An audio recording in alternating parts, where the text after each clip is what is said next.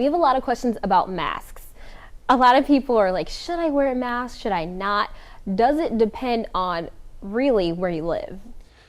Where you live plays a large role in this. So if you can go on our website, on the kycovid19.ky.gov website, and you can see a map of the Commonwealth. All 120 counties are color-coded, and you can see where the lower vaccination rates are. If you live in one of those counties with lower vaccination rates, and you are having confidence in what I'm telling you, that you should still be concerned about getting infected, you may want to wear a mask more often. I think and if you travel somewhere in the United States, you can go on the CDC website and you can see where the immunization rates are. You can even do it by county, but if you look at the state level, it's probably sufficient if you're just going to go on vacation.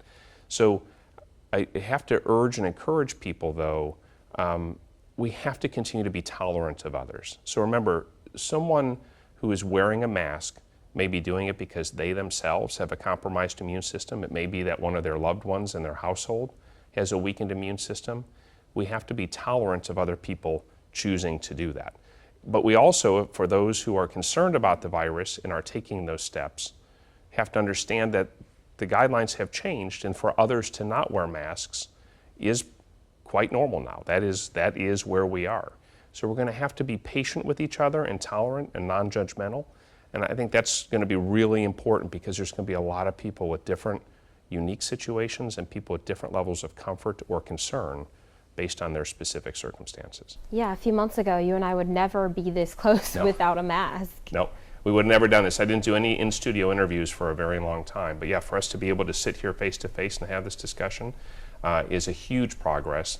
It's also something I'm entirely comfortable doing because I have confidence in the science and the technology, the vaccines, and the things I'm telling you. And if you're sitting here comfortable, I think that's why a lot of people in the community are comfortable, because they see our leaders, going about it the same way. Well, thank you. And we had talked before as we were coming into the studio. One of the unexpected parts of my journey as a health commissioner in Kentucky, and one of the great privileges and joys that was unanticipated, was the opportunity to come into people's households on a daily basis, day after day, for months at a time.